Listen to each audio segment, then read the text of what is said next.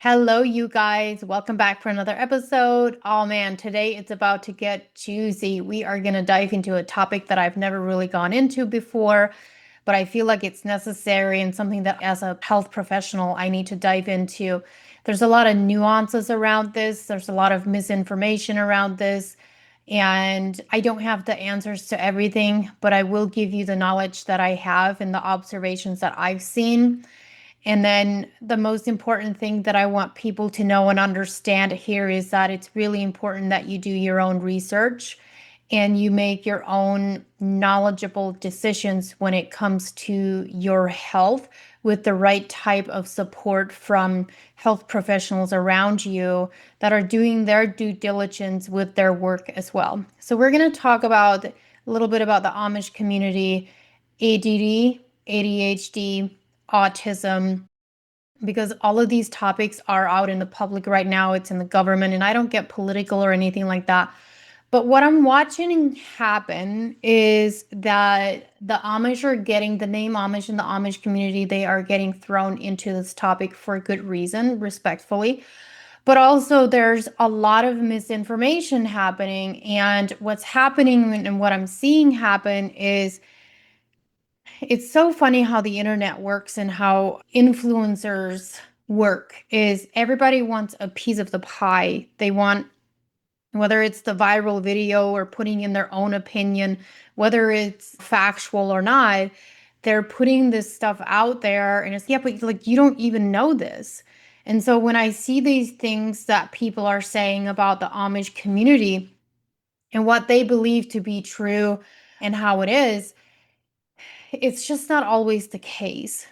And you're never really going to know in depth on those things. Number one, because they are not involved. A majority of them are not involved in depth studies to really study it. And they also don't do the type of testing that people in the modern world do. So there are chances that there are, people with these types of conditions living in the Amish community and they have no idea, but they also live an okay life and it's not a big deal to them. And so I want to dive into this because it's very unfortunate. There's this one person online that keeps spewing out these posts and he has hundreds and thousands, if not millions of followers online. And he puts this stuff out about the Amish community and like, we need to be more about the Amish. And he's giving percentages on this is the percentage of cancer in the Amish community. This is the percentage of autism, ADD, ADHD. And I'm like, you don't even know this stuff. You're just putting these numbers out there. And I basically said in his comment section, I was like, why don't you just go be Amish if you want to spew out these facts? Because they're not accurate and you don't have accurate numbers, but you keep putting these numbers out there as if you knew and you don't know. But I know why he's doing it. He does it because it gets people riled up and it gets engagement. His post goes viral. But my question is, for what? What are you leading people to? Are you telling these people things because that's what you want them to believe? Or are you telling people this stuff because you want people to get angry and mad and comment on your stuff, but you're not giving them a solution? Like, I don't know. Like, I'm asking you this. So let's talk about this. There was an Amish kid who I know, his name's Timmy, and he was on the Theo Vaughn podcast. Now I know Timmy from TikTok and social media and stuff, and we've had conversations. And my dear friend Katia, she has talked to him now much more than I have and has actually helped him with some stuff. And when he was on Theo Vaughn's podcast, amazing episode, by the way. I don't listen to a lot of interviews and stuff, but that interview I listened to, and it was amazing. He did such a good job. And Theo Vaughn brought up ADD on the podcast. And Timmy was like, well, what's ADD? And so Theo Vaughn had to explain to him what ADD was. And it's almost like someone's tickling your brain. You got a kick out of it. So it became this whole thing. Well, they actually took part of that clip to show us they're talking about this whole thing with the Amish and ADD and ADHD and autism. And I think the president mentioned it and all of that. And so it became this like whole thing because this kid was like, I don't even know what ADD is. Now, I'll tell you this. When I left the Amish community, I had never heard of ADD, ADHD, autism, allergies, vaccines. Like, I had never heard of any of those things. When we were growing up, we got all the stuff.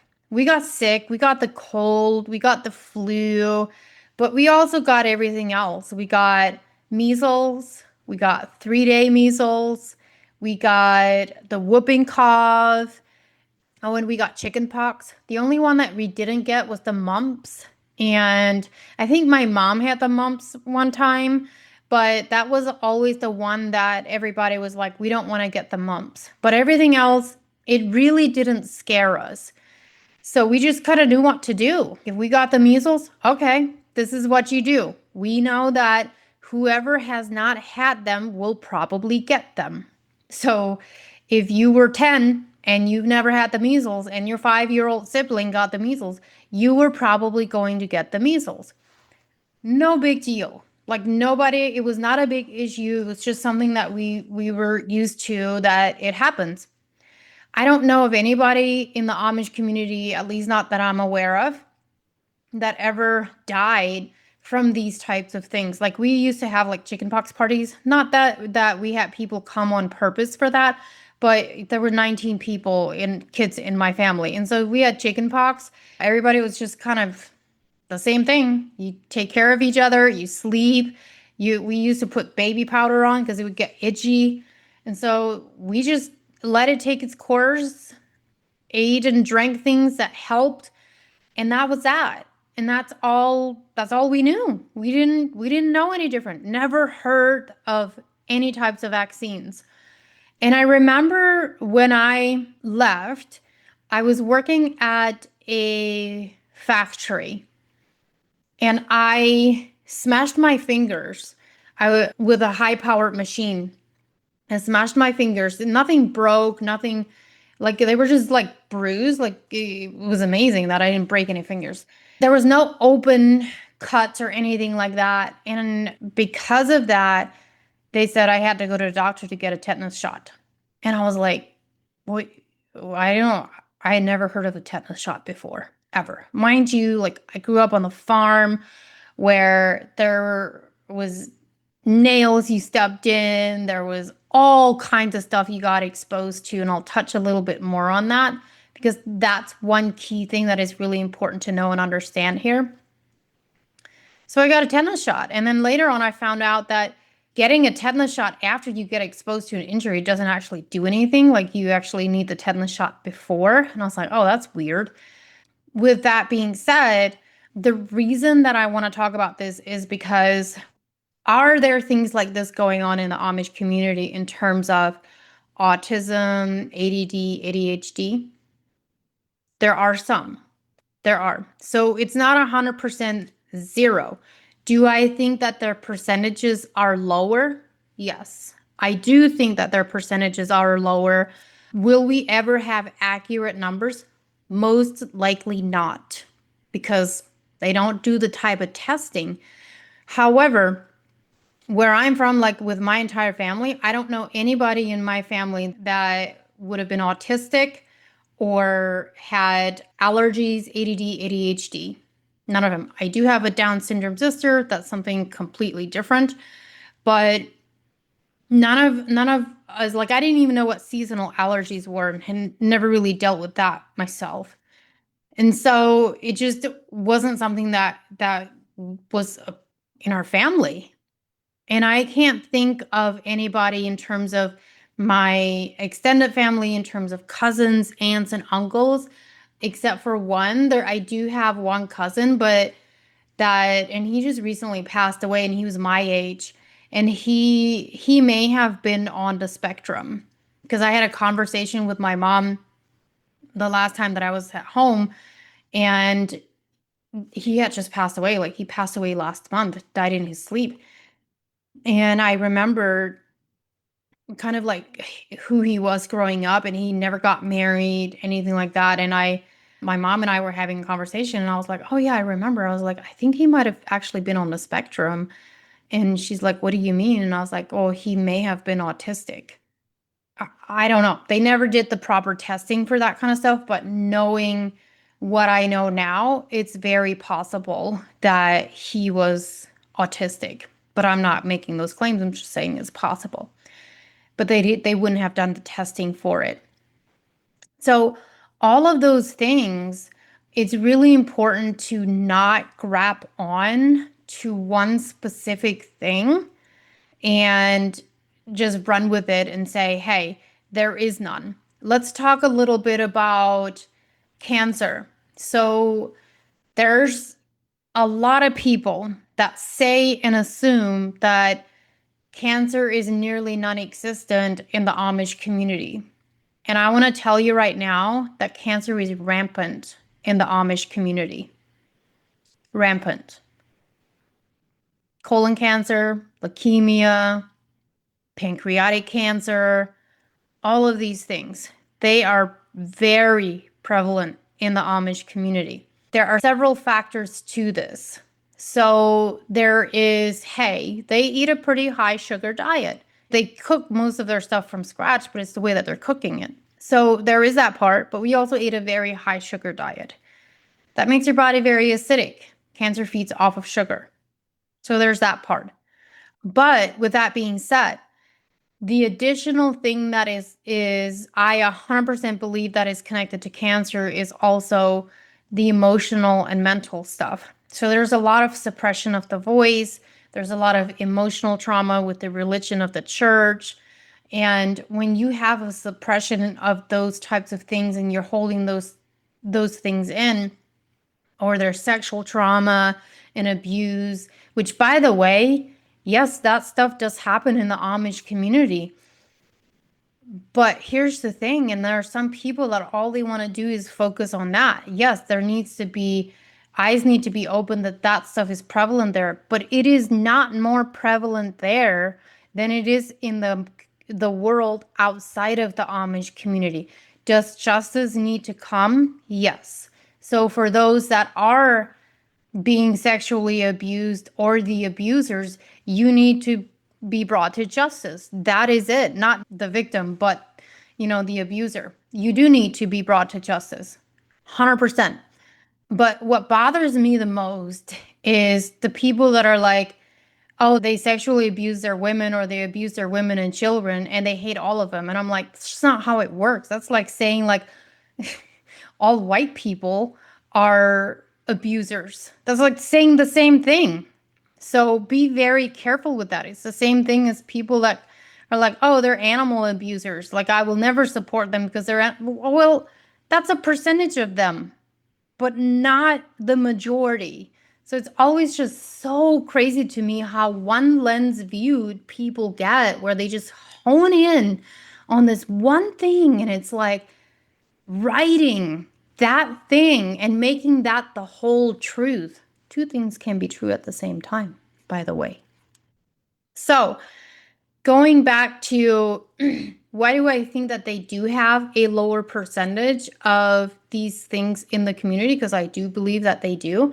Well, you think about the lifestyle.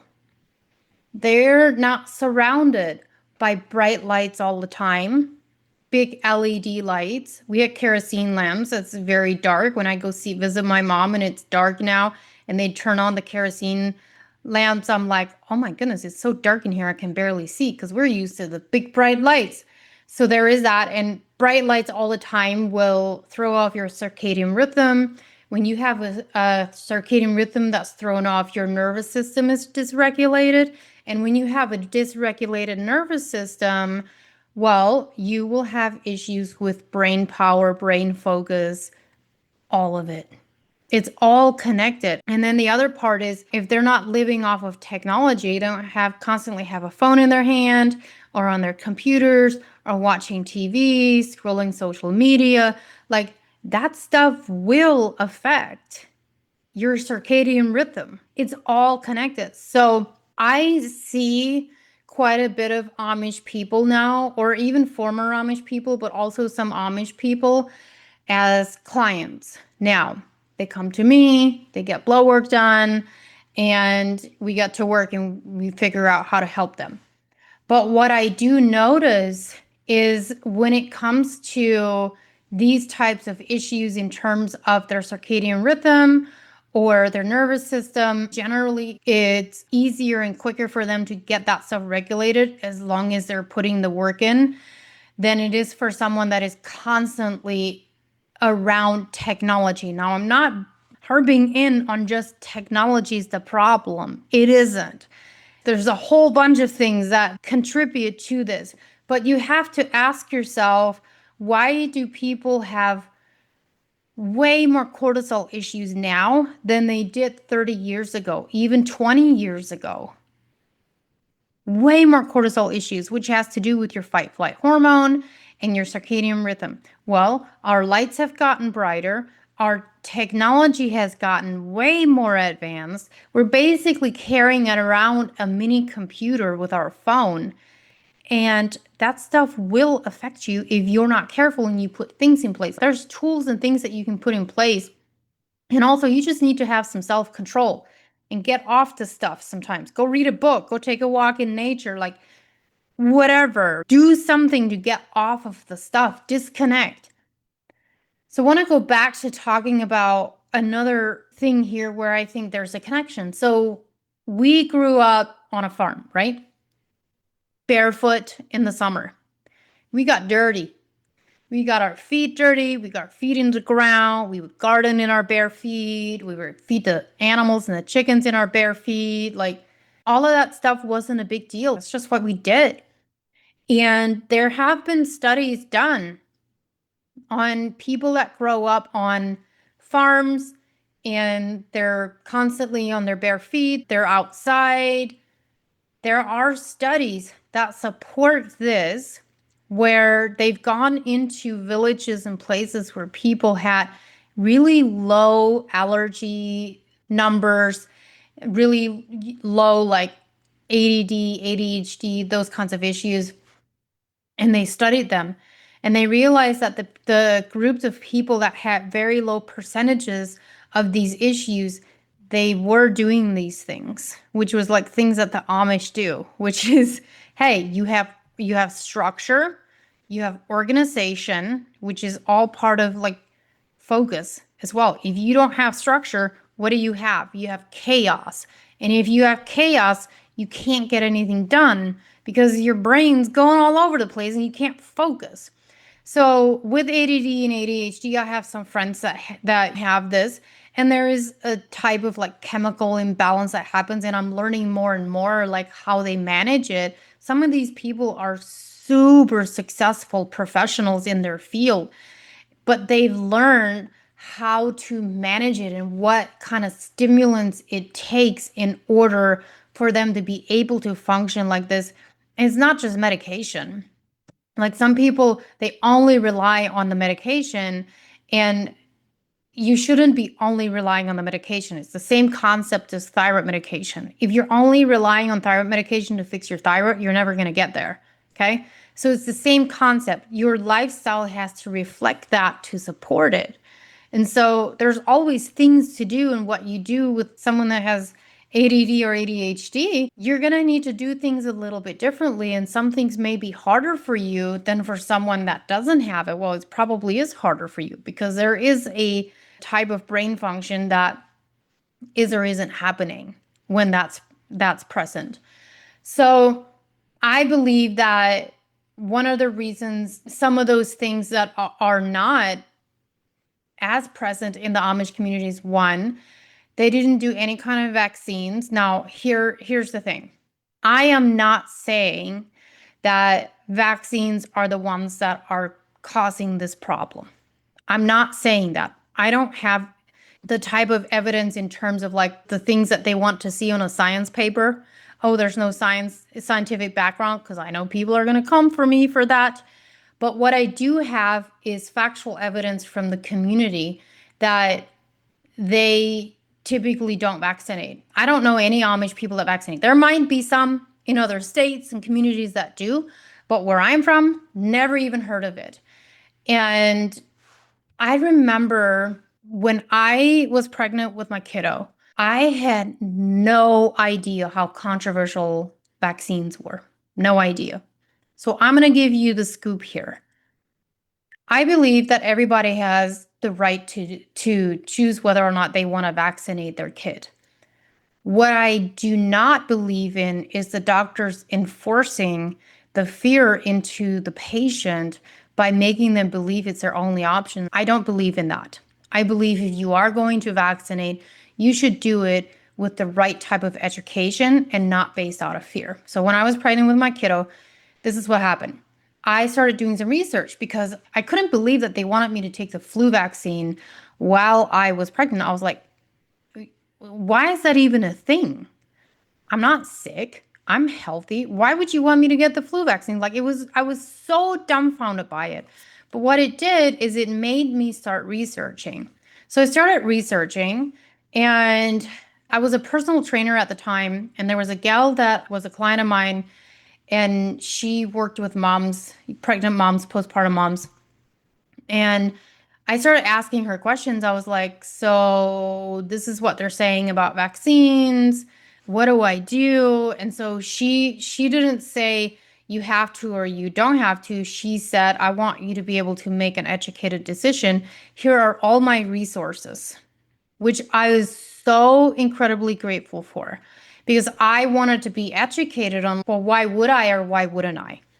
And so I started to do my own research and just look at, well, what are the pros of doing it and what are the cons? And what are the pros of not doing it? And for me, it just logically made zero sense for me to do it because I was never exposed to it myself as a kid or any time growing up. And I was like, it was fine. I didn't understand why there was such a big push for it. And so I was like, you know what? Before I get all defensive, I know what I know. I know how I grew up. I know what we did or didn't do. But let me do my own research. And at the time I was married and my ex-husband now, he was working for the school district and he came from a different background. He got vaccinated as a kid. But his mom said, if I would have known then what I know now, I would have never done it. Because what happened is he got all kinds of issues. He got asthma, he got allergies. He was so allergic to so many things. He couldn't even touch grass. He would just itch. And I asked her a whole bunch of questions like, okay, when did this start? He would have ear infections over and over and over. And there's a correlation between breastfeeding and the antibodies that you get when you're breastfeeding. And so she said, well, he was breastfed until he was 2. And right when she stopped breastfeeding him is when he started with the crazy ear infections. And then it was just antibiotic after antibiotic after antibiotic. And what that does is it really disrupts your gut health and your gut microbiome. So you're taking the antibiotic and it may destroy whatever bad stuff is there, but it also really kills off your good gut bacteria and that bacteria that you need in order to fight off infections and prevent from getting sick and all of the things. So she stopped breastfeeding. He had already been vaccinated. And then right after that is when he would just have ear infection after ear infection, like double ear infections, antibiotic after antibiotic after antibiotic.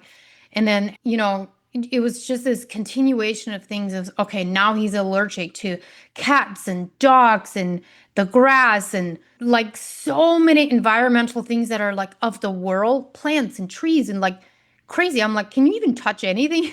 He was wild to me. And then after that, he got asthma. And there's correlation there. So when you breastfeed, the good stuff that you get from breastfeeding from the mother, it actually helps the baby's immune system. So she stopped breastfeeding and he went to bottle feeding. And then all of this stuff, he wasn't getting that immunology per se anymore from the breastfeeding. And then it was just kind of this ripple effect of stuff from there. Was it the causation? Who knows? Do I believe there was correlation? Absolutely. And so we all got breastfed as little kids, and then we got exposed to all of these things. And so, anyway, while I was in this whole conversation and while I was pregnant and researching this whole thing, there was a book that she told me to read, and the book was called The Vaccine Friendly Plan.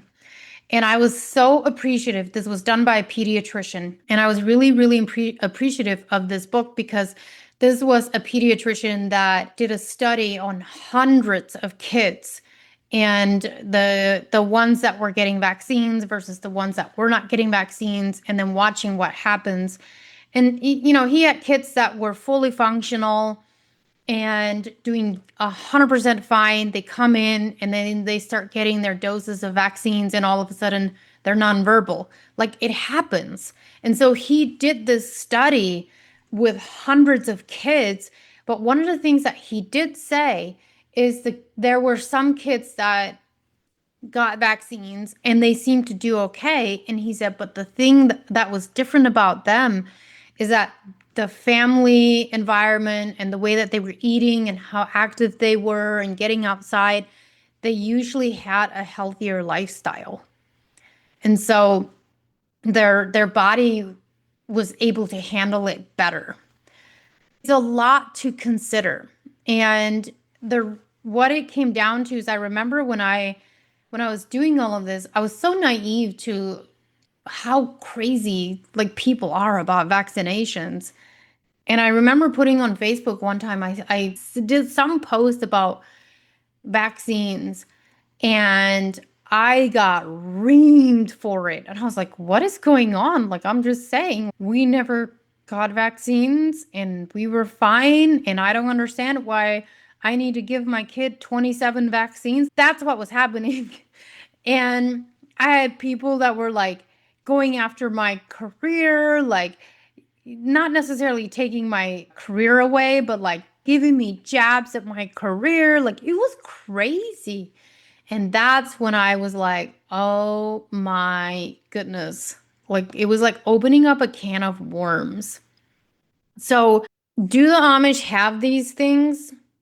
They get the chicken pox, the measles, the whooping cough. They're fine. I have had people tell me, oh, they are the reason that there was a measles outbreak. Doubt it. I doubt it. Do I think that their lifestyle and the way that they live is a huge piece of why the percentages are low? Yeah, just based on what I've seen. Do I think it's non-prevalent? No. I know that it is there, but there's also a percentage of them there that we probably will never know just because they don't do the testing for it. And maybe they're just not as hyper focused on it. Now, there's this recent thing going on Tylenol, which is like a whole other thing. And what's wild to me is how hyper fixated people get on something. So it's correlation, not causation. And there's a lot of people. I was just reading a study today on it, and I haven't used Tylenol in years. I won't touch it for many reasons.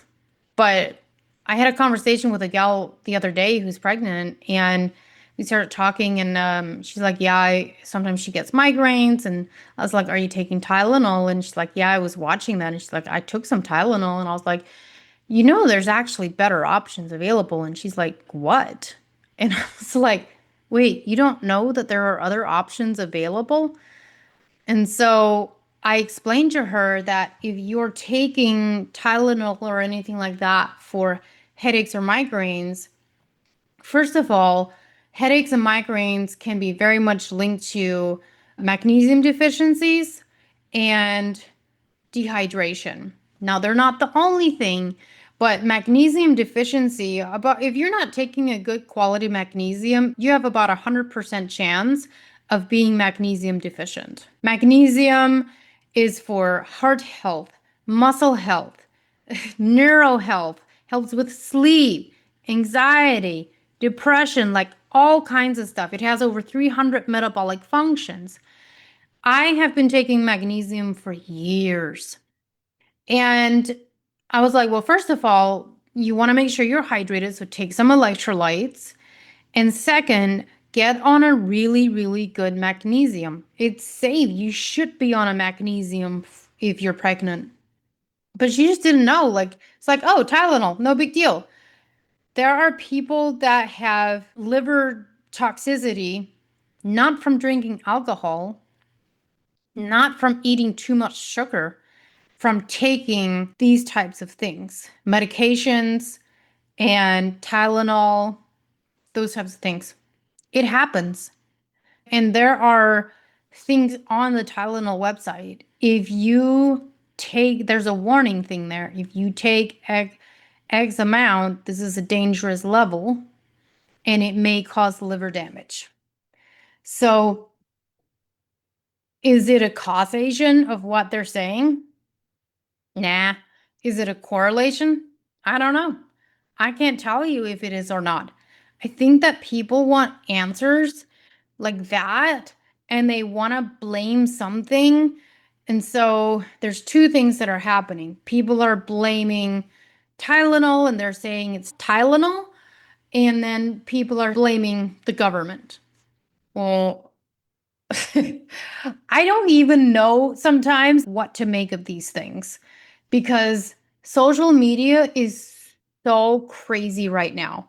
Every week or two, there is a new thing that people are hyper fixated on, and it's drama after drama after drama.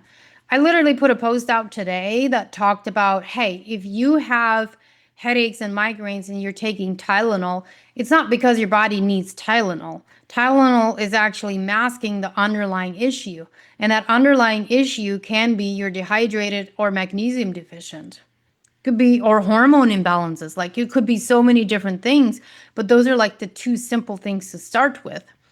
And I never mentioned anything about what's been in the news, connection to autism, nothing. And yet this person had to come into my comment section and assume that I agreed that Tylenol causes autism. I'm like, this isn't even part of the subject. Let's get off our high horse here and focus on what I was actually saying. I'm giving you a solution if you're someone that is dealing with headaches and migraines. Here are natural remedies and steps you can take. But people get super hyper fixated on things. So, with that being said, if you are someone who is dealing with headaches and migraines, hydrate, get a really good electrolyte, hydrate really well with that, and then make sure you're taking a really good magnesium. I love the balance for her, which is a tri blend of magnesiums and 3 adaptogens, and it's very much to help support your sleep, your cortisol, and your hormones, and you get all of that in one. So it's phenomenal. And then I love the BioOptimizer's magnesium as well because it's a blend. It just doesn't have the adaptogens in there, but it is a very high quality magnesium on its own if you don't want something that has the adaptogens. So you have options, but start there. Start there. And then if you are having headaches and migraines, instead of jumping to a painkiller that is just masking what the actual issue is, because it's numbing the pain, it's not fixing it, it's just numbing it, because it may help with inflammation, but it's still not like fixing the problem. 1, hydrate. 2, magnesium. 3, Epsom salt baths.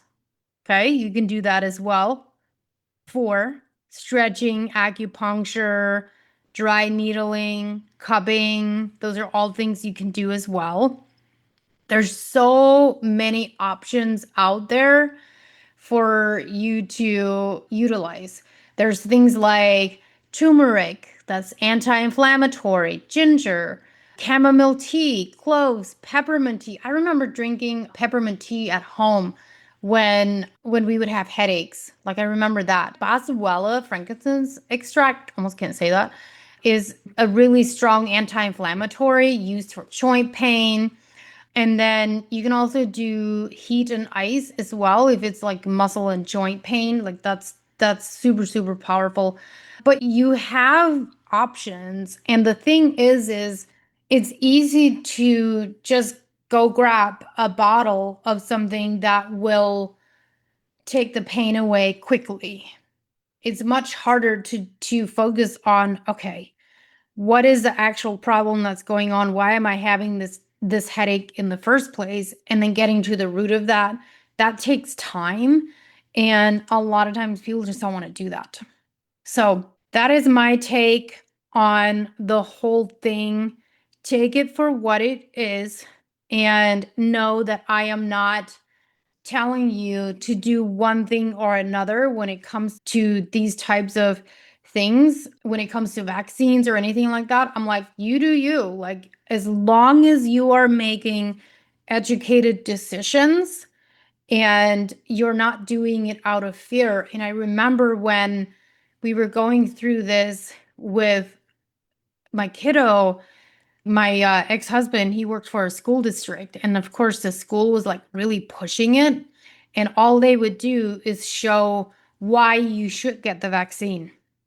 It was pretty intense.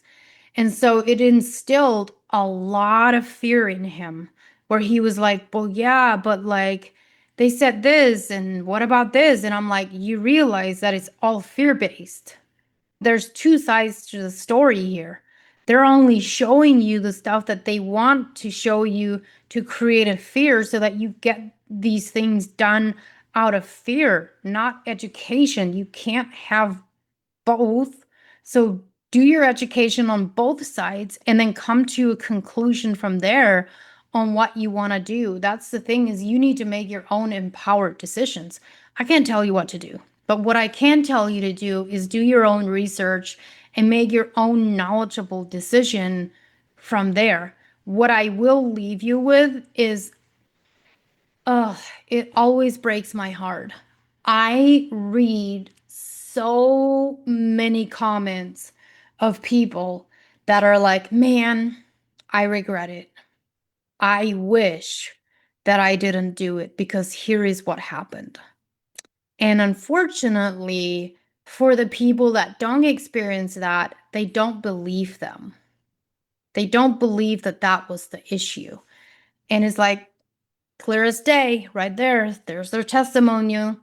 That's what they experienced. Their 10-year-old kid. I just read this today. There was a 10-year-old kid that had never been vaccinated, and his parents got him vaccinated, and he went nonverbal right after he got the vaccines.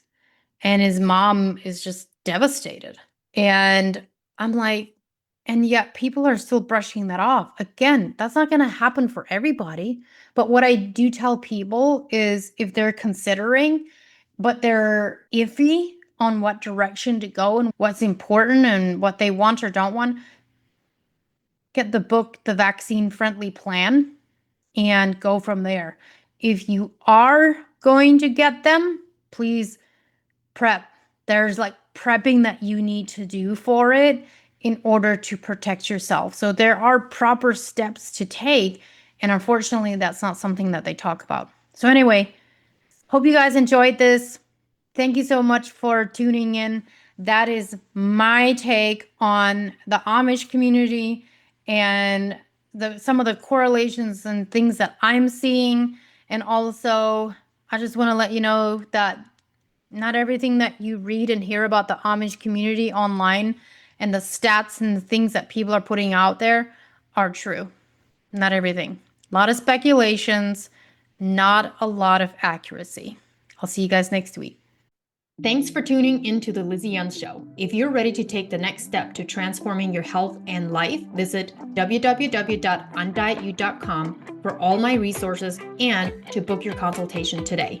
Don't forget to subscribe and join me each week for more tips, inspiration, and conversations with phenomenal guests to help you feel your best. See you guys next week.